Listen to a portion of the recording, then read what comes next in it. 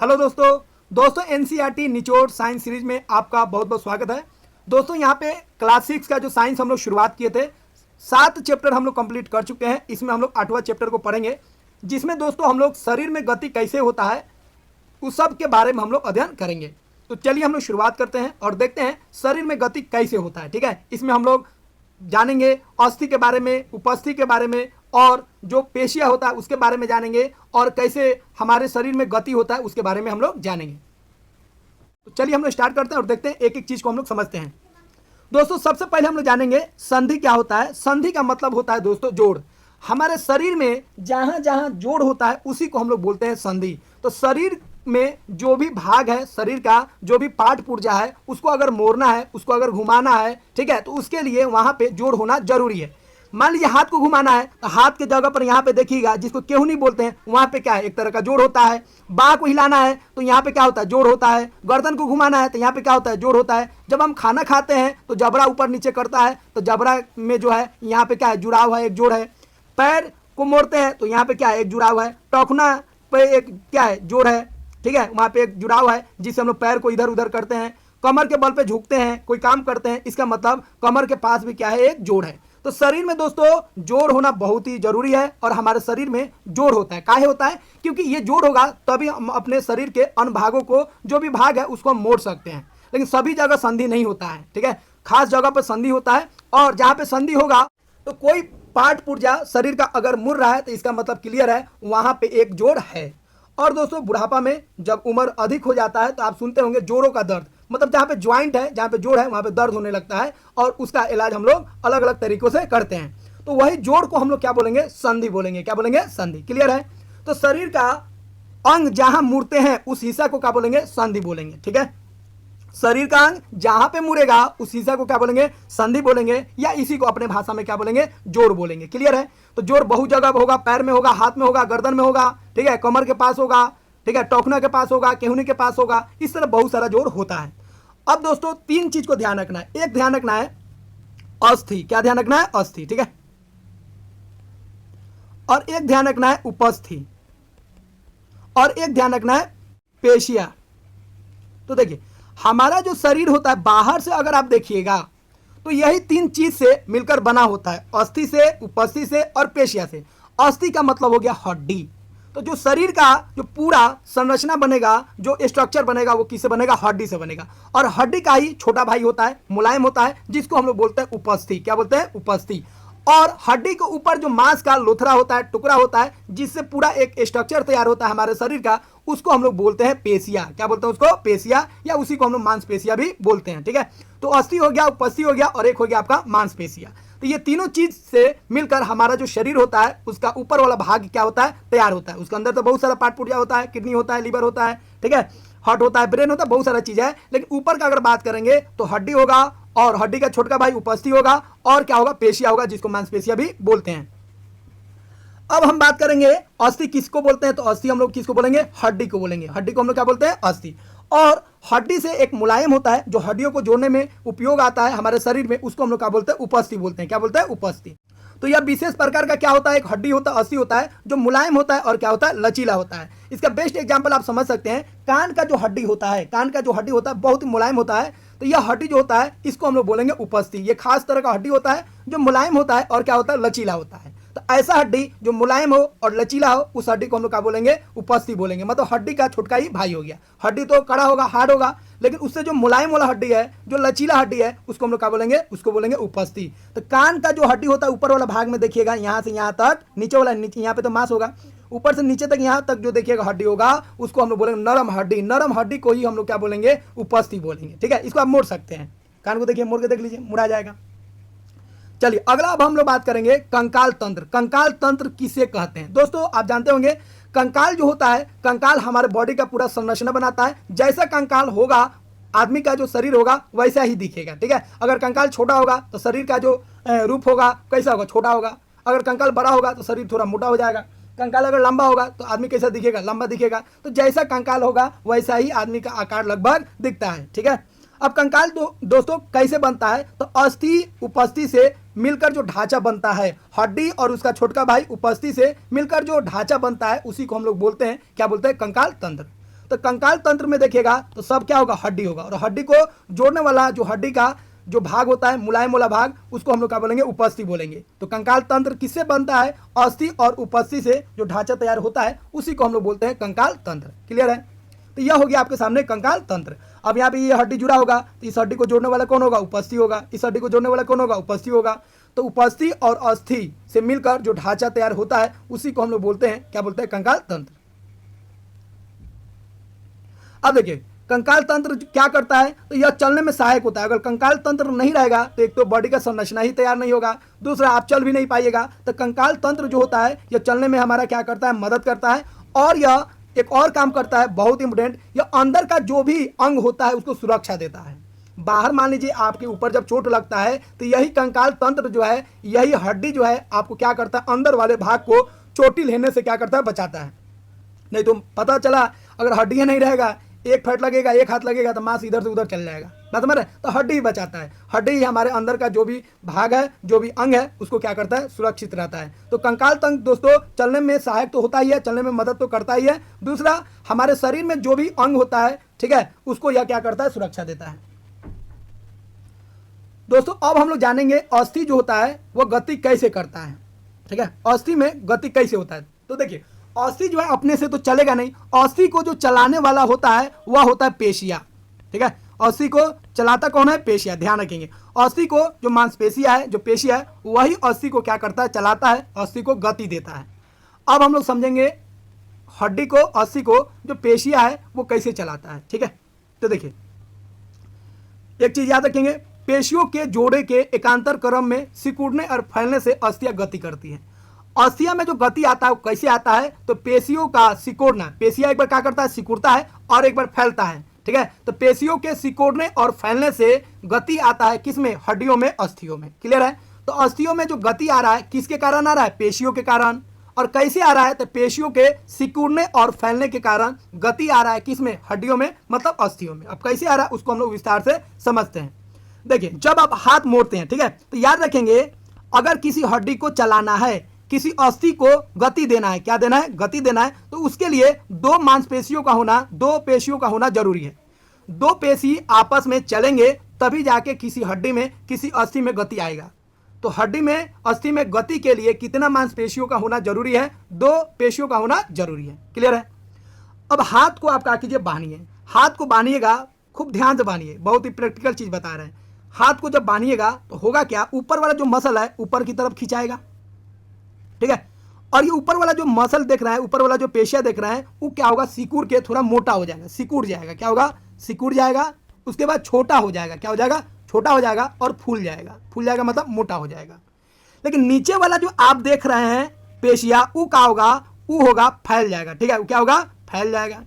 फैलने से क्या होगा, पतला हो जाएगा। क्या हो जाएगा, पतला हो जाएगा। और पतला होने के कारण क्या हो जाएगा, लंबा हो जाएगा। खूब ध्यान से समझिए, जब हाथ को आप मोड़िएगा, बॉडी शॉडी बनाइएगा, बाइसेप्स निकालिएगा, तो होगा क्या, ऊपर वाला जो पेशी है, ऊपर वाला जो मांसपेशी है वो सिकुड़ जाएगा। ठीक है, सिकुड़ने से क्या होगा, छोटा हो जाएगा। और छोटा होगा, सिकुड़ेगा, जो होगा फूल जाएगा। देखिएगा, इसीलिए बॉडी बिल्डर जब हाथ को ऐसे उठाता है और बॉडी बनाता है तो उसका बाइसेप्स निकल जाता है, ऊपर वाला उसका पोर्शन क्या होता है, फूल जाता है।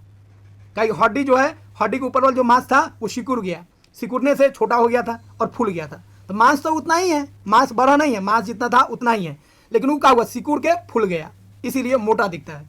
और नीचे वाला जो मांसपेशिया है उसको ध्यान से देखिए, प्रैक्टिकल करके देखिए आप, नीचे वाला जो मांसपेशिया था हड्डी के नीचे वाला, ठीक है, वो क्या हो गया, वो फैल गया। फैलने से क्या होगा, पतला हो गया, और पतला होने के कारण वो क्या हो गया, लंबा हो गया। तो जस्ट ऊपर वाला जिस तरह था उसके जस्ट नीचे वाला हो गया। समझे? अब हाथ को क्या कीजिए, रिलैक्स कीजिए। आप जो बॉडी बना रहे हैं तो अब हाथ को छोड़िए। अब हाथ को छोड़िएगा तो जस्ट उल्टा काम होगा। ऊपर वाला पेशी में जो काम हो रहा था अब नीचे होगा, और नीचे वाला पेशी में जो काम हो रहा था अब ऊपर होगा। मतलब अब ऊपर वाला जो हड्डी सिकुड़ा हुआ था वो क्या होगा, फैल जाएगा। फैल जाएगा मतलब क्या हो जाएगा, पतला हो जाएगा, और क्या हो जाएगा, लंबा हो जाएगा। ठीक है, और नीचे वाला जो था वो तो फैला था, अब क्या हो जाएगा, अब वो सिकुड़ जाएगा। क्या होगा, सिकुड़ जाएगा। सिकुड़ने से क्या होगा, छोटा हो जाएगा, और छोटा मतलब क्या होगा, फूल जाएगा। तो जस्ट उल्टा होगा। हाथ को मोड़िएगा तो ऊपर वाला पेशी में कुछ और परिवर्तन होगा और नीचे वाला में विपरीत होगा। और जब हाथ को छोड़िएगा तो नीचे वाला में जो होगा कुछ और होगा परिवर्तन, और ऊपर वाले पेशी में कुछ और होगा। दोनों एक दूसरे का उल्टा होगा। ठीक है, अब यही जो खिंचाव हुआ, ऊपर वाला सिकुड़ रहा है, छोटा हो रहा है, फूल रहा है, और नीचे वाला जो था मांसपेशियां हड्डी के, वो फैल रहा था, पतला हो रहा था, लंबा हो रहा था। इसी के कारण हड्डी जो होता है, हड्डी में एक दबाव बनता है और हड्डी आगे की तरह क्या होता है, पुश होता है। क्योंकि ऊपर वाला जो पेशी है क्या हो रहा है, सिकुड़ रहा है, और नीचे वाला क्या हो रहा है, फैल रहा है। इसके वजह से क्या होता है, हड्डी में एक तनाव आ जाता है और हड्डी आगे की तरफ क्या होता है, बढ़ जाता है। ठीक है, और जैसे छोड़ेंगे तो फिर हड्डी जो होगा पीछे की तरफ आ जाएगा, क्योंकि इसमें जो है उल्टा प्रक्रिया होने लगता है, जो अभी आपको बताया है। तो दोस्तों आशा करते हैं यह पॉइंट आपको समझ में आ गया होगा, बहुत ही इंपोर्टेंट पॉइंट था, समझने वाला पॉइंट था। तो इसी को अब हम लोग क्वेश्चन के फॉर्म में देख लेते हैं। ठीक है, तो क्वेश्चन समझ गए। तो अस्थि गति कैसे करता है, तो पेशियों के जोड़े के एकांतर क्रम में सिकुड़ने और फैलने से अस्थियां गति करता है। दो पेशी जब आपस में एक सिकुड़ते हैं और एक फैलता है तो अस्थि में क्या आता है, गति आता है। ठीक है, अब देखिए पेशियां जब संकुचित होती है तो इन पर क्या प्रभाव पड़ता है। तो पेशियां जब संकुचित होगी तो क्या होगा, वो फूल जाएगा और वो क्या हो जाएगा, छोटा हो जाएगा और कठोर हो जाएगा। ठीक है, इसीलिए जब आप बाइसेप्स बनाते हैं तो आपका जो मसल्स होता है टाइट हो जाता है। क्या हो जाता है, टाइट हो जाता है, क्या कि वो सिकुड़ जाता है। ठीक है, तो जब संकुचित होगा पेशी, जब सिकुड़ेगा तो क्या होगा, छोटा हो जाएगा, कठोर हो जाएगा, और क्या हो जाएगा, मोटा हो जाएगा और फूल जाएगा। ठीक है, और क्या होगा, फूल जाएगा। तो जब भी पेशी दोस्तों क्या होता है, संकुचित होता है, सिकुड़ेगा तो क्या होगा, सिकुड़ने से छोटा हो जाएगा, कठोर हो जाएगा, हार्ड हो जाएगा, मोटा हो जाएगा, और मोटा मतलब वो फूल जाएगा। ठीक है, और यह क्या करेगा, अस्थि को खींचेगा। अगला प्रश्न है, एक अस्थि को गति देने के लिए कितनी पेशियों की आवश्यकता होती है। तो अभी आपको बता चुके हैं, एक अस्थि को अगर गति देना है तो एक पेशी का काम नहीं, एक पेशी खींचेगा तो नहीं हो पाएगा।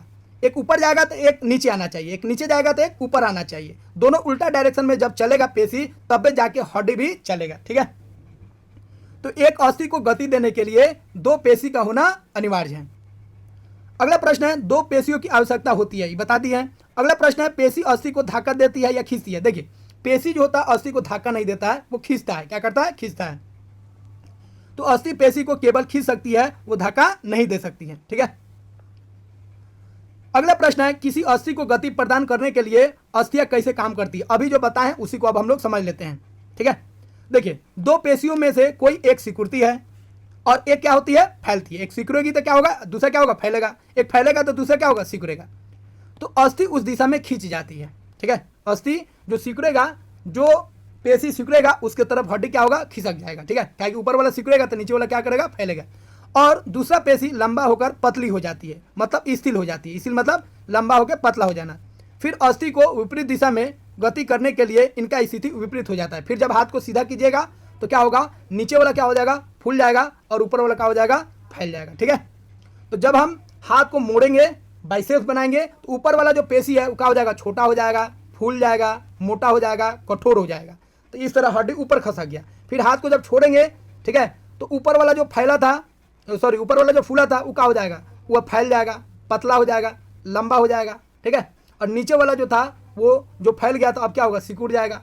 ठीक है, मोटा हो जाएगा, जस्ट ऊपर वाले के विपरीत हो जाएगा, और इस तरह हड्डी फिर अपने पोजीशन पर आ जाएगा। अगला है, संधियां या जोड़ जो होते हैं उसके कितने प्रकार होते हैं। तो कुछ प्रकार है जिसको हम लोगों को ध्यान रखना है। ठीक है, देखिए कंधे की संधि, कंधा का जो जोड़ होता है उसको हम लोग क्या बोलते हैं, संधि मतलब क्या हो गया, जोड़। ठीक है, तो देखिए कंधा की संधि, कंधा को देखिए आप जब बॉल करते होंगे, बॉलिंग जब करते हैं क्रिकेट में, तो हाथ का पूरा 360 डिग्री घुमा देते हैं, घुमाते कि नहीं घुमाते हैं। तो देखिए इस संधि में क्या होता है, एक गोला होता है इसे, और इस गोला में हाथ वाला जो होता है वो इसमें फंसा रहता है, और इस हाथवा को आप 360 डिग्री आसानी से घुमा सकते हैं। जो बॉलर लोग होते हैं देखिएगा, एक हाथ बाजेगा और तीसरा सीधा क्या करेगा, 360 डिग्री घुमा देगा। ठीक है, इस संधि को हम लोग बोलते हैं कंदुक खलिका संधि। क्या बोलते हैं, कंदुक खलिका संधि। तो कंधा का जो संधि होता है, कंधा का जो जोड़ होता है उसको हम लोग बोलते हैं, क्या बोलते हैं, कंदुक खलिका संधि। ठीक है, कंदुक खलिका संधि हम लोग बोलेंगे। क्लियर है। अगला है कोहनी की जो संधि होता है, कोहनी की संधि और घुटने का जो संधि होता है, लेकिन यहाँ पे ध्यान रखिएगा कितना डिग्री मुड़ेगा, 360 डिग्री। ठीक है, ऐसे सीधा ऐसे ऐसे ऐसे कर करके 360 डिग्री घूम जाएगा। अगला है कोहनी की संधि या घुटने की संधि किस तरह का संधि होता है। देखिए कोहनी की संधि हो या घुटने की संधि हो, दोनों का जो जुड़ाव होता है एक ही तरह का होता है। ठीक है, जैसे हम बात करते हैं, देखिए कोहनी हो या घुटना हो, तो घुटना का जुड़ाव हो या कोहनी का जुड़ाव हो, ये एक तरफ खुलेगा, मतलब एक तरफ फोल्ड होगा, दूसरी तरफ फोल्ड नहीं होगा। ऐसे फोल्ड होगा, लेकिन आप चाहिएगा ऐसे पैर है, इसको ऊपर ले जाए तो नहीं हो पाएगा। ये हाथ है, ऊपर की तरफ मुड़ जाएगा, लेकिन नीचे की तरफ नहीं मुड़ेगा। तो ये किसी एक दिशा में ही मुड़ता है, ऊपर की तरफ मुड़ेगा, नीचे की तरफ नहीं मुड़ेगा। पैर जो है नीचे की तरफ मुड़ेगा, ऊपर की तरफ नहीं मुड़ता है। तो यह जो होता है ना, कब्जा की तरह होता है। किसकी तरह? कब्जा। गेट में जो कब्जा आप देखते हैं, गेट एक तरफ खुलता है तो दूसरे तरफ नहीं खुलता है, दूसरे तरफ खुलेगा तो पहले की तरफ नहीं खुलेगा, आगे की तरफ खुलेगा तो पीछे की तरफ नहीं खुलेगा, पीछे की तरफ खुलेगा तो आगे तरफ नहीं खुलता है। इसीलिए दोस्तों कोहनी की जो संधि होता है, कोहनी का जो जोड़ होता है या घुटने का जो जोड़ होता है, वैसे संधि को हम लोग बोलते हैं कब्जा संधि। क्या बोलते हैं? कब्जा संधि। तो कोहनी की संधि या घुटने की संधि को कब्जा संधि बोलते हैं, या नीचे की ओर मुड़ सकते हैं। ठीक है, हाथ को देखिए ऊपर की तरफ मुड़ जाएगा और पैर को देखिएगा तो नीचे की तरफ मुड़ जाएगा। मतलब यह जो संधि होता है या तो ऊपर मुड़ेगा या तो नीचे मुड़ेगा। ठीक है, कोई एक दिशा में ही मुड़ेगा, हाथ ऊपर की तरफ मुड़ेगा और पैर जो है नीचे की तरफ मुड़ेगा। ठीक है, इसीलिए इस संधि को हम लोग बोलते हैं कब्जा संधि। कब्जा जो होता है दोस्तों दरवाजे का किसी एक तरफ ही खुलेगा, एक तरफ खुलेगा तो दूसरी तरफ नहीं खुलेगा। ठीक है, तो कोहनी की संधि या घुटने की संधि किसकी तरह होता है? कब्जा की तरह होता है, एक तरफ खुलता है, इसीलिए दोस्तों इसको हम लोग बोलेंगे कब्जा संधि। क्लियर हुआ? अब हम आगे बढ़ते हैं। अगला है गर्दन तथा सर। तो गर्दन और सर को जोड़ने वाली संधि को क्या बोलते हैं? तो देखिए, गर्दन को ध्यान से देखिए। ठीक है, गर्दन को ध्यान से देखिएगा और सर को हिलाइए। तो सर कैसे हिलेगा? या तो लेफ्ट राइट, दाएं बाएं गर्दन को घुमा लीजिए। ठीक है, गर्दन को आप कैसे घुमा सकते हैं, सर को कैसे घुमा सकते हैं? दाएं और बाएं, या आप ऊपर और नीचे घुमा सकते हैं। तो जो आपका सर है उसको ऊपर नीचे घुमा सकते हैं या दाएं बाएं घुमा सकते हैं। अब ये जो है सर जो है किससे जुड़ा है? गर्दन के साथ, तो इसको हम लोग बोलेंगे धुराग्र संधि। क्या बोलेंगे? धुराग्र। तो गर्दन और सर जो जिस जुड़ाव से जुड़ा रहता है, जिस जोड़ से जुड़ा रहता है, उस जोड़ को, उस संधि को हम लोग क्या बोलेंगे? धुराग्र संधि। क्या बोलेंगे? धुराग्र संधि। ठीक है, धुराग्र संधि में जो सर जो होता है या तो दाएं बाएं घूमेगा, घुमा के देख लीजिए, या ऊपर नीचे घूमेगा, इसके अलावा इधर उधर नहीं घूमेगा। या तो दाएं बाएं घूम जाए और ऊपर नीचे घूम जाए, यही डायरेक्शन में घूमता है। ठीक है, तो धुराग्र संधि बोलेंगे किसको? गर्दन और सर का जो जुड़ाव होता है उसको धुराग्र संधि हम लोग बोलेंगे। यह सर को दाएं या बाएं घुमाता है या ऊपर और नीचे घुमाता है। ठीक है, घुमा के देख लीजिए, प्रैक्टिकल हो जाएगा। ठीक है, तो या तो ऐसे लेफ्ट और राइट घूमेगा या ऊपर घूमेगा और नीचे घूमेगा। सर हिलाते हैं ना, बोलते हैं हाँ हाँ हाँ, आप बोलते हैं ना ना ना, तो हाँ हाँ बोलते हैं तो ऊपर नीचे सर बोलते हैं। अच्छा, किधर देखते हैं, लेफ्ट और राइट देखते हैं तो लेफ्ट और राइट घूमता है। अब दोस्तों बात करेंगे ऊपरी जबड़ा तथा खोपड़ी की संधि से जुड़ा होता है। अब देखिए दोस्तों, ये ऊपरी जबड़ा हो गया। ठीक है, और ये हो गया आपका निचली जबड़ा। अब देखिए एक चीज यहां पे ध्यान रखिएगा, बहुत इंटरेस्टिंग है। नीचे वाला जो जबड़ा होता है ना, वो फिक्स नहीं होता, घूमते रहता है, घूमता है। घुमा के देख लीजिए। ऊपर वाला जबड़ा जो होता है दोस्तों अचल होता है, फिक्स होता है। तो जब भी आप खाना खाते हैं तो नीचे वाला ही जबड़ा अप डाउन करता है, ऊपर वाला फिक्स रहता है। नहीं विश्वास हो रहा तो चेक कर लीजिए, नीचे वाला को पकड़ के रखिए और घुमाइए, नहीं घूमेगा। कहीं नीचे वाला ही घूमने वाला है, उसी को पकड़ लीजिएगा तो कैसे घूमेगा? तो ऊपर वाला जो जबड़ा होता है दोस्तों वो अचल होता है, वो फिक्स होता है, और नीचे वाला जबड़ा जो होता है वो घूमते रहता है। तो ऊपर वाला जो जबड़ा होता है वह जो होता है किसके साथ जुड़ा रहता है? तो खोपड़ी के साथ, मतलब कपाल के साथ यह जुड़ा रहता है। समझे? तो ऊपर वाला जबड़ा जो है दोस्तों वह खोपड़ी के साथ फिक्स रहता है। इसीलिए ऊपरी जबड़ा और खोपड़ी जो होता है वो किससे जुड़ा रहता है? तो अंचल संधि से जुड़ा रहता है। ठीक है, तो ऊपरी जबड़ा और खोपड़ी का जो जुड़ाव होगा, जो संधि होगा, वो कैसा संधि होगा? अंचल संधि, फिक्स। क्या है कि नीचे वाला जबड़ा जो होगा वही चलेगा, ऊपर वाला जबड़ा नहीं चलता, वो फिक्स रहता है। और वो किसके साथ जुड़ा होगा? खोपड़ी के साथ जुड़ा होगा। तो ये याद रखिएगा।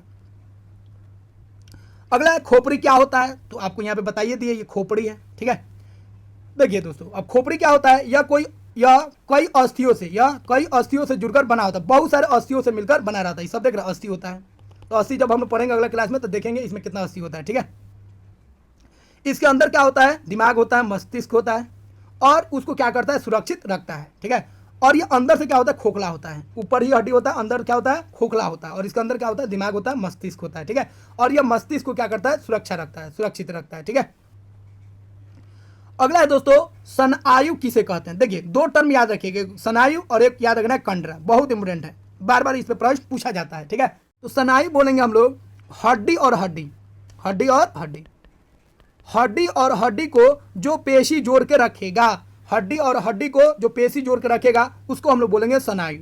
और कंडरा बोलेंगे हम लोग हड्डी और पेशी को, हड्डी और पेशी को जो जोड़ के रखेगा उसको हम लोग बोलेंगे कंडरा। ठीक है, तो स्नायु किसको जोड़ के रखेगा? हड्डी और हड्डी को। और कंडरा किसको जोड़ के रखेगा? तो हड्डी और पेशी को। तो हड्डी और पेशी को जोड़ेगा कंडरा, और स्नायु जो होगा वो किसको जोड़ेगा? हड्डी और हड्डी को। तो स्नायु जो होता है एक तरह का क्या होता है? रेशा होता है। कंडरा भी एक तरह का रेशा होता है, या इसी को आप बोल सकते हैं संयोजी ऊतक होता है। ठीक है, तो स्नायु एक तरह का रेशा होता है या संयोजी ऊतक होता है जो अस्थि को, ठीक है, दो अस्थि को आपस में जोड़ के रखता है। और कंडरा जो होता है दोस्तों ऐसा रेशा होता है या संयोजी ऊतक होता है जो दो मतलब एक पेशी और एक हड्डी को जोड़ के रखता है। तो दोस्तों कंडरा क्या होता है और स्नायु क्या होता है हम लोग समझ गए। तो देखिए कंडरा आपको बता ही दिए, स्नायु बता दिए, फोटो से समझिए। ठीक है, तो यह जो हो गया दोस्तों, देखिए एक हड्डी और एक हड्डी, दो हड्डी को जो रेशा जोड़ रहा है, जो संयोजी ऊतक जोड़ रहा है, उसको हम लोग क्या बोलेंगे? उसको हम लोग बोलेंगे स्नायु। ठीक है, और जो हड्डी के साथ जो मांसपेशी जुड़ा हुआ है उसको हम लोग बोलेंगे, उस रेशा को हम लोग क्या बोलेंगे? उसको हम लोग बोलेंगे कंडरा। ठीक है, तो ये हो गया कंडरा, ये वाला क्या हो गया? कंडरा हो गया, और ये वाला जो हो गया वो क्या हो गया? स्नायु हो गया। ये आपका कंडरा हो गया। ठीक है, क्लियर हुआ? तो सिंपल याद रखिएगा, हड्डी हड्डी को जोड़ने वाला को स्नायु बोलेंगे, और हड्डी और मांसपेशी को जोड़ने वाले को क्या बोलेंगे? कंडरा बोलेंगे। अगला है दोस्तों पसली पिंजर किसको बोलते हैं? पसली, लोग ना मारपीट करता है तो बोलता है पसली तोड़ देंगे। ठीक है, या कोई बोलता है पसली में चोट लग गया, तो पसली का मतलब होता है फट्ठी। क्या बोलते हैं? फट्ठी। ठीक है, तो छाती में जो फट्ठी होता है उसी को हम लोग बोलते हैं पसली। ये सब पसली हो गया। क्या हो गया? पसली। ठीक है, अब इस पसली को ध्यान से देखिए, एक पिंजरा की तरह होता है। किसकी तरह होता है? पिंजरा की तरह होता है, इसीलिए दोस्तों इसको हम लोग बोलते हैं पसली पिंजर। ठीक है, यह शंकु की तरह होता है। किसकी तरह होता है? शंकु की तरह। ठीक है, और ये पिंजरा की तरह होता है, इसीलिए इसको हम लोग बोलते हैं पसली पिंजर। तो पसली की, ठीक है, अस्थियां जो होती हैं विशिष्ट रूप से मुड़ी हुई होती हैं। ठीक है, तथा पीठ से होते हुए मेरुदंड मतलब रीढ़ से जुड़ जाती हैं। ऐसे देखिएगा, आगे से निकलेगा और पीछे जाके जुड़ जाएगा। ठीक है, ये हम लोग का आगे वाला पोर्शन होता है यहाँ तक, फिर यहाँ पे आपका मांस आएगा, पेट आएगा, और पीछे वाला ऐसे करके जाके पीछे मेरुदंड मतलब रीढ़ की हड्डी के साथ क्या होता है? जुड़ जाता है। और इसी स्पेशल संरचना को हम लोग बोलेंगे, क्या बोलेंगे? पसली पिंजर बोलेंगे। इसका जो संरचना होता है, ठीक है, एक पिंजरे की तरह होता है, एक शंकु की तरह होता है। समझ में आया? अब दोस्तों ध्यान रखना, पीछे हो गया आपका बैकबोन, और ये वाला आगे का पोर्शन होता है। ठीक है, इसी से दोनों जुड़ा होता है। ठीक है, पीछे जुड़ेगा बैकबोन के साथ, रीढ़ की हड्डी के साथ, और आगे जुड़ेगा इसके साथ, जिसको स्टर्नम भी बोलते हैं। आपको मालूम होगा, ये सब हम लोग सीखेंगे। ठीक है, ये फट्टी जो होता है कितना जोड़ा होता है? 12 जोड़ा होता है, और 12 हुआ जो होता है वो क्या होता है? लचीला होता है। अब हम लोग बात करेंगे मेरुदंड। मेरुदंड क्या होता है? ठीक है, तो देखिए मेरुदंड जो होता है, ठीक है, इसको हम लोग बोलते हैं मेरुदंड। ये छोटा छोटा हड्डी से बनता है। कितना हड्डी से बनता है? 33। छोटा छोटा हड्डी से बनता है, 33 छोटे छोटे हड्डियों से बनता है, जिसको हम लोग बोलते हैं कशेरुक। क्या बोलते हैं? कशेरुक। ठीक है, तो छोटा छोटा जो हड्डी है उसको कशेरुक बोलेंगे, और 33 कशेरुक से मिलकर क्या बनता है? मेरुदंड बनता है, जिसको हम लोग रीढ़ की हड्डी बोलते हैं। ठीक है, तो ये पूरा रीढ़ हो गया, ये पूरा रीढ़ की हड्डी हो गया। ठीक है, तो रीढ़ की हड्डी कितना होगा? 33 हो गया, जिसको कशेरुक बोलेंगे, और 33 कशेरुक से मिलकर क्या बनेगा? मेरुदंड बनेगा। ठीक है, बैकबोन बनेगा। अगला हो गया दोस्तों श्रेणी अस्थियां। श्रेणी अस्थियां का मतलब हो गया कुल्ला का अस्थि। ठीक है, तो डाढ़ होता है, जो कुल्ला होता है उसका जो अस्थि होगा, ठीक है, उसको हम लोग बोलेंगे श्रेणी अस्थियां। ठीक है, तो कमर का जो अस्थि होता है उसको श्रेणी अस्थि बोलते हैं। इसकी संरचना बॉक्स के समान होता है, एक बॉक्स की तरह होता है। ठीक है, और यह कमर के नीचे होता है। कहाँ पर होता है? कमर के नीचे होता है, और अमाशय के नीचे वाले अंगों को क्या रखता है? सुरक्षित रखता है। तो पेट के नीचे वाला जो अंग होता है, ठीक है, उसको यह क्या करता है? सुरक्षित रखता है। औरत में ध्यान रखिएगा, औरत में यह जो कुल्ला होता है या जो डाढ़ का हड्डी होता है वह मर्द की तुलना में क्या होता है? बड़ा होता है। तो औरत में श्रेणी जो अस्थियां होती हैं मर्द की तुलना में क्या होती हैं? चौड़ी होती हैं, बड़ी होती हैं। थोड़ा सा औरत का क्या होगा? चौड़ा होगा, और इस तरह पहचान सकते हैं कि मर्द का कंकाल है कि औरत का कंकाल है। तो मर्द और औरत का कंकाल को पहचानने में बहुत मदद करता है। औरत का जो ये श्रेणी अस्थि होगा, ठीक है, जो डाढ़ का हड्डी होगा वो चौड़ा होगा, और मर्द का क्या होगा? थोड़ा सा छोटा होगा। अब दोस्तों हम लोग बात करेंगे, हम लोग तो मानव में हम लोग देख लिए, मानव का जो अंग होता है, जो संधि होता है, वो कैसे काम करता है। अब हम लोग दोस्तों देखेंगे जंतु में कैसे गति होता है। जैसे हम लोग बात करेंगे केचुआ के बारे में। किसके बारे में? केचुआ। ठीक है, तो केचुआ को आप देखते हैं ऐसे नंबर के चलता है, जैसे जोक चलता है। जोक का केचुआ लगभग एक ही समझ लेंगे। जोक में क्या है? एक बार आगे पकड़ लेगा, ठीक है, फिर इसको पूरा खींच देता है, एक बार फिर आगे बढ़ेगा, फिर खींचेगा, एक बार में खींचता है। आई जो है शहर के चलता है। ठीक है, तो देखिए केचुआ का गति हम लोग समझते हैं। केचुआ के बारे में कुछ हम लोग रोचक जानकारी यहाँ से प्राप्त कर लेते हैं। ठीक है, केचुआ किसे बना होता है? तो देखिए केचुआ जो होता है एक सिर से लेकर 2 सिर तक देखिएगा तो ऐसे वैसे पाइप टाइप का रहेगा, ऐसे ऐसे रिंग टाइप का बना रहेगा, ठीक है, बहुत सारा होगा, अनगिनत होगा। तो यह एक सिरे से दूसरे सिरे तक अनेक छल्लों से वलय से बना होता है। इसके शरीर पर छोटे छोटे बाल जैसी संरचना होता है, छोटा छोटा बाल जैसा संरचना होता है, ठीक है, जिसको हम लोग शुक बोलेंगे। क्या बोलेंगे? शुक। तो नीचे जो इसका संरचना है उसको हम लोग क्या बोलेंगे? शुक बोलेंगे। याद रखिए क्या बोलेंगे? शुक। तो शुक क्या होता है? तो केचुआ के नीचे वाले भाग में, ठीक है, जो छोटा छोटा बाल जैसा संरचना होता है जो इसको चलने में मदद करता है, उस बाल जैसी संरचना को हम लोग क्या बोलेंगे? शुक बोलेंगे। बहुत ही इंपॉर्टेंट है, ठीक है। अब आगे देखते हैं दोस्तों केचुआ में गति किस तरह होता है। तो देखिए दोस्तों केचुआ में क्या होता है? केचुआ में गति उसके शरीर के पेशियों के बारी बारी, कहीं पेशी चलेगा तब भी आपका किसी भी, ठीक है, किसी भी जीव का गति जो होगा वो पेशियों के कारण ही होगा। पेशियों चलेगा तब भी वो आगे बढ़ेगा। तो केचुओं में गति उसके शरीर के पेशियों के बारी बारी से विस्तरण एवं संकुचन, एक बार फैलेगा फिर एक बार क्या होगा? संकुचन होगा, फिर फैलेगा फिर संकुचन होगा। तो इसके कारण जो गति होता है, किसमें गति होता है? केचुआ में। तो केचुआ जो है एक जगह से दूसरी जगह जाता है, तो इसका कारण क्या है? ठीक है, उसमें जो पेशियां है, जो छल्ला है, उसमें एक तरफ क्या होता है? विस्तरण होता है, फिर संकुचन होता है, फिर विस्तरण होता है, संकुचन होता है, तब ये आगे जाके बढ़ता है, ठीक है। अगला दोस्तों ध्यान रखेंगे केचुआ में उपस्थित छोटे छोटे बाल जैसी संरचना, ठीक है, शुक जो होता है उसका काम क्या होता है? तो दोस्तों यह केचुओं को मिट्टी में पकड़ मजबूत करता है। केचुआ का मिट्टी में पकड़ बनाने में कौन मदद करता है? शुक। याद रखिएगा, इस पे क्वेश्चन पूछा जाता है। तो शुक का काम क्या है? इसको चलने में मदद करता है, मतलब मिट्टी के साथ इसके पकड़ को मजबूत करता है, नहीं तो फिसल के गिर जाएगा, ठीक है। अब देखिए केचुआ किस तरह सांस लेता है दोस्तों? तो केचुआ जो होता है चमड़ा से सांस लेता है, ठीक है। अगला है क्या केचुआ में अस्थि होता है? तो दोस्तों ध्यान रखेंगे केचुआ में कोई अस्थि नहीं होता, कोई हड्डी होता ही नहीं, खाली चमड़ा होता है, ठीक है। उसके बाद ध्यान रखेंगे केचुआ क्या खाता है? तो केचुआ दोस्तों मिट्टी खाता है, और मिट्टी को खाकर फिर जब उगलता है तो मिट्टी जो होता है उर्वर हो जाता है, ठीक है, मिट्टी जो होता है फर्टिलाइज होता है। इसीलिए दोस्तों जो किसान जो होता है दोस्तों वो बहुत खुश होता है, जितना केचुआ, ठीक है, उसके खेत में आएगा उतना उसको क्या होगा? फायदा होगा, क्योंकि मिट्टी क्या हो जाएगा? फर्टिलाइज हो जाएगा। और इस कारण दोस्तों हम लोग बोलते हैं किसान का दोस्त कौन होता है? तो केचुआ होता है। केचुआ क्या होता है? किसान का दोस्त होता है, ठीक है। अब दोस्तों हम लोग बात करेंगे घोंगा। घोंगा आप लोग गाँव में देखे होंगे, बहुत लोग खाता भी है घोंगा, ठीक है, बिकता भी है मार्केट में। चलिए घोंगा का बात कर लेते हैं, ठीक है। तो ये वाला दूसरा घोंगा होता है, एक गांव में जो मतलब नहर वहर से निकलता है, मछली के साथ निकलता है, वो घोंगा का बात कर रही है। थोड़ा दूसरे टाइप का घोंगा है, ठीक है।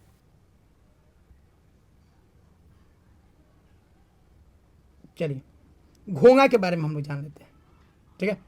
घोंगा के ऊपर जो कठोर भाग है दोस्तों उसको हम लोग बोलते हैं कवच। क्या बोलते हैं? कवच। और यह हड्डी नहीं होता लेकिन हड्डी के जैसा होता है, ठीक है। तो घोंगे के ऊपर जो कठोर भाग होता है उसको कवच बोलते हैं। यह अस्थि से भिन्न होता है, यह हड्डी से भिन्न होता है, और इसमें कोई संधि नहीं होता, कहीं पे भी आपको संधि नहीं मिलेगा, कहीं पे भी जोड़ नहीं मिलेगा, ठीक है। घोंगा के उस भाग को क्या बोलते हैं जो छूने से सिकुड़ जाता है और कवच में छुप जाता है? देखिए ये जो भाग है इसको कवच बोलते हैं, और ये जो भाग है, ठीक है, थोड़ा सा भी टच कीजिएगा तो इस सिकुड़ के और इसमें जाके समा जाता है, ठीक है। तो ये वाला जो भाग है, ऊपर वाला जो हड्डी वाला भाग था उसको तो कवच बोले, और हाई वाला मांस वाला जो भाग है उसको हम लोग बोलते हैं मांसल पाद। क्या बोलते हैं? मांसल पाद, या इसी को हम लोग बोलते हैं पेशीय पाद, ताकि ये पेशियों से बना है, पेशीय पाद। तो पेशीय पाद बोलिए तब, या इसी को मांसल पाद भी बोलते हैं, ठीक है। अगला है दोस्तों घोंगा किसकी सहायता से चलता है? तो घोंगा जो है दोस्तों यही पेशीय पाद की सहायता से चलता है। ये जो पेशीय पाद है यही आगे बढ़ता है तो घोंगा चलता है। अब हम लोग बात करेंगे दोस्तों तिलचट्टा के बारे में। ये बहुत खास मेहमान होता है दोस्तों, हमारे घर का बहुत खास मेहमान होता है, ये पीछा छोड़ता ही नहीं है, और बरसात के दिनों में एकदम इसका मतलब संख्या बढ़ जाता है, ठीक है, ताकि नमी में बहुत रहता है। इसको चाहिए नमी, और दूसरा चाहिए इसको अंधेरा। नमी और अंधेरा इसको बहुत पसंद है, इसीलिए कॉकरोच आप देखिएगा रात में खूब निकलता है, ठीक है।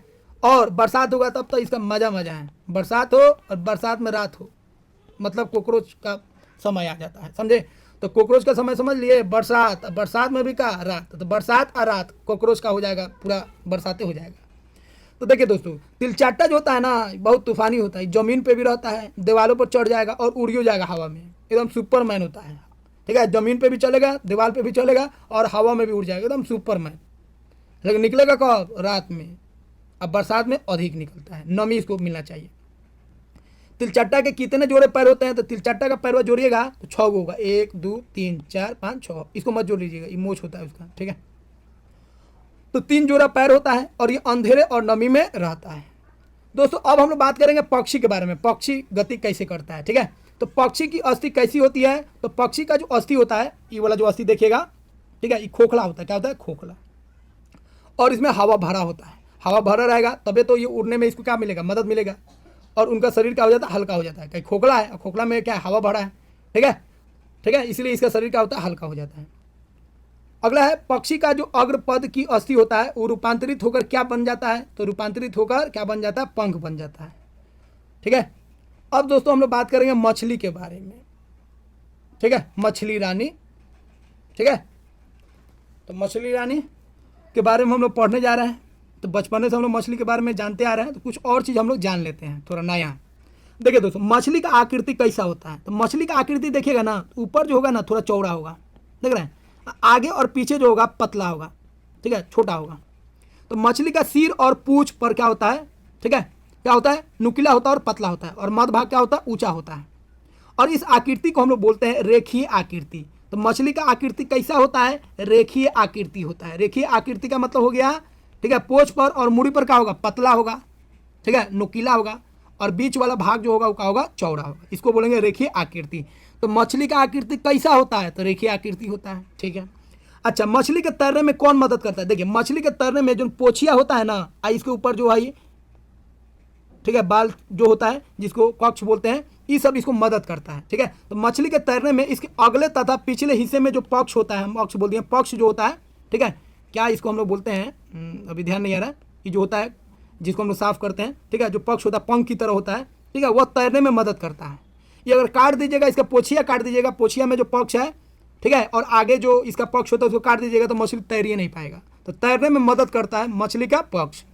अब मछली कैसे तैरता है उसका हम लोग बात कर लेते हैं। देखिए, मछली कैसे, मछली कभी भी सीधा नहीं तैरेगा, याद रखिएगा। मछली जब भी आएगा तो ऐसे, मुंडी को ऐसे करेगा तो पोच ऐसे हो जाएगा, मुंडी ऐसे करेगा तो पोच ऐसे हो जाएगा, उल्टा होगा। मुंडी जिस दिशा में जाएगा उसके उल्टा दिशा में पोछ जाएगा। देखिए, मुंडी ऐसे जाएगा तो पोछ ऐसे, मुंडी ऐसे पोछ ऐसे, देख रहे हैं, मुंडी ऐसे पोछ ऐसे जाएगा। ठीक है, तो देखिए, मछली शरीर में दोनों ओर एकांतर क्रम में वलय बनाकर जल में तैरती है। दोनों ओर ऐसे, लेफ्ट जाएगा फिर राइट जाएगा, लेफ्ट जाएगा राइट जाएगा, ऐसे ऐसे चलता है, जिस तरह सांप चलता है ऐसे ऐसे। मछली कभी भी सीधा नहीं जा सकता, सांप कभी भी सीधा नहीं जा सकता, तो मछली ऐसे ऐसे जाएगा। ठीक है, तो यह जो होता है, मछली शरीर में दोनों ओर एकांतर क्रम में वलय बनाकर चलता है। ठीक है, मछली अपने शरीर को मुड़ती है तो तीव्रता से उसकी पूंछ दूसरी दिशा में मुड़ जाती है। मछली अगर ऐसे मुड़ेगा तो पूंछ इस दिशा में मुड़ जाएगा तेजी के साथ, मछली ऐसे मुड़ेगा तो पूंछ ऐसे मुड़ जाएगा। तो मछली अगर दाएं मुड़ता है तो पूंछ बाएं मुड़ेगा, मछली का मुंडी बाएं मुड़ेगा तो पूंछ उसका दाएं मुड़ जाता है। ठीक है, उसकी पूंछ दूसरी दिशा में मुड़ जाती है। इससे एक झटका सा लगता है, क्या लगता है? झटका, और इसके वजह से मछली आगे बढ़ जाती है। समझ में आया? अब दोस्तों बात करेंगे सांप के बारे में। बहुत खतरनाक होता है, ठीक है, और गांव में बहुत मिल जाता है और बहुत लोगों को काट के ये मार भी देता है। ठीक है, तो चलिए सांप के बारे में हम लोग जान लेते हैं। तो सांप जो होता है दोस्तों, इसको सर्प हम लोग बोलते हैं। सर्प किससे बना होता है? ठीक है, तो सर्प जो होता है दोस्तों, इसमें अनगिनत वलय होता है, इसमें भी इस तरह का बहुत सारा रिंग टाइप का होता है। ठीक है, और इसका मेरुदंड जो होता है, ठीक है, बहुत ही लंबा होता है, हम लोग से भी बहुत लंबा होता है।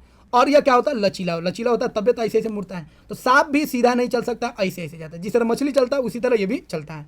सर्प कैसे गति करता है? तो सांप अपने शरीर को दोनों तरफ, जिस तरह मछली चल रहा था, दोनों तरफ एकांतर क्रम में वलय बनाते हुए वलयकार गति करते हुए, वलयकार गति मतलब ऐसे स्पाइरल, ऐसे ऐसे चलेगा, स्पाइरल नहीं मतलब टेढ़ा मेढ़ा, ऐसे मान लीजिए।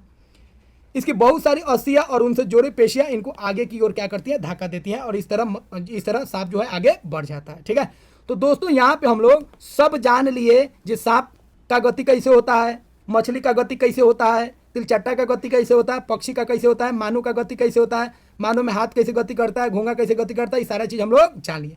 तो दोस्तों पूरा विश्वास है यह वीडियो आपको काफ़ी अच्छा लगा होगा, और आपसे रिक्वेस्ट है, अगर आप चैनल को सब्सक्राइब नहीं किए तो सब्सक्राइब कीजिए और अपने फ्रेंड सर्कल में शेयर कीजिए, ताकि थोड़ा सा और सब्सक्राइबर आए।